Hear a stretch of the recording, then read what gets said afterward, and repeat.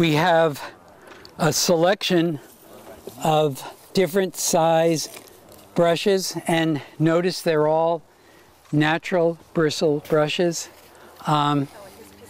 They are a little bit more expensive. They do last a lot longer, and it's the best thing to use on the stone. Stay away from anything that has color in it. You'll see a lot of those kitchen type brushes or toothbrushes and they have coloring in them.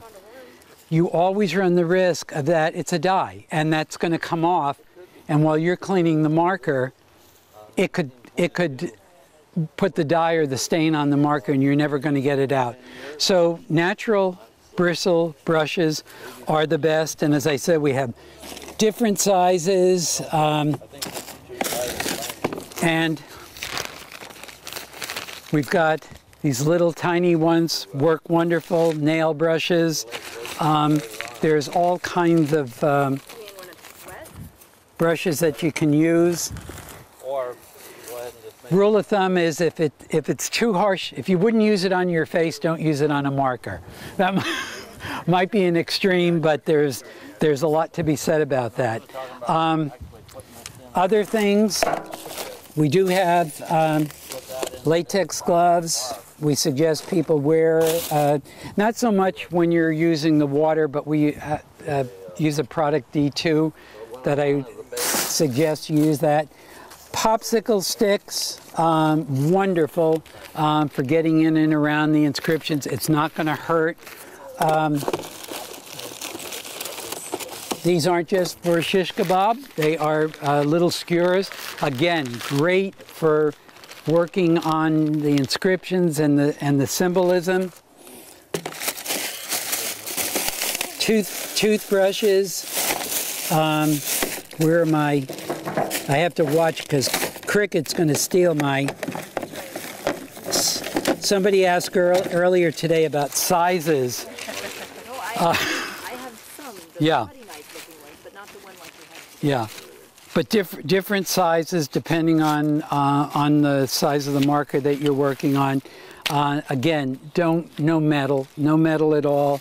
There are these plastic scrapers and different kinds of wooden sticks and things like that work extremely well. So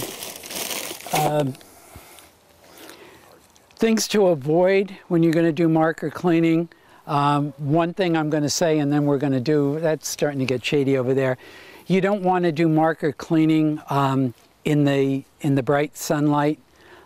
Reason for that, other than comfort, the stone will dry out much quicker in the hot sun. And remember, you want to work on a wet stone. You want to keep your stone wet as you work on it. So the sun, or in a windy day, the stone will dry out. I mean, you can do it, but you're going to have to remember that it's windy, the stone's drying out, so you want to keep it really wet. The first thing that you want to do before you start working on it is check it out.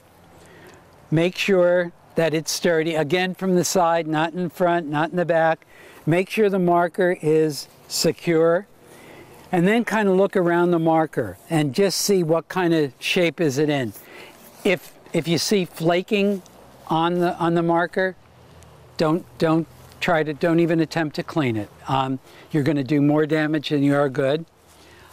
See if there's previous repairs to it.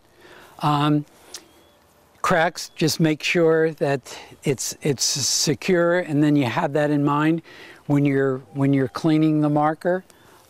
Don't flood that area with water, and more for stability, and just make sure it's good to go.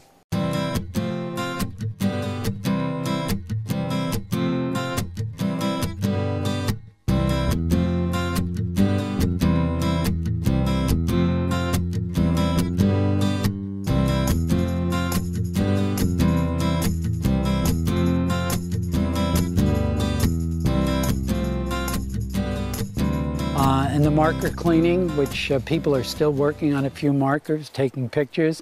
They cleaned a military marker and two rather large markers. Starting with just taking the moss off of the marker. They were really quite covered with moss, and as I mentioned earlier, the moss holds the moisture on the stone. We don't want that. We don't want the stone to be as dry as it possibly can. So they're enjoying the fruits of their labor of cleaning these markers, and they really look wonderful. So I'm a happy camper. I think it was a good workshop, and I think people learned some. We had a lot of cemetery people, and a couple of them that had to leave a little earlier thanked us and really appreciate it. They picked up a few ideas and a few tips on restoration work, so hopefully everybody benefited. I know my brother and I did. I know Chuck is pleased, so hopefully everybody else is.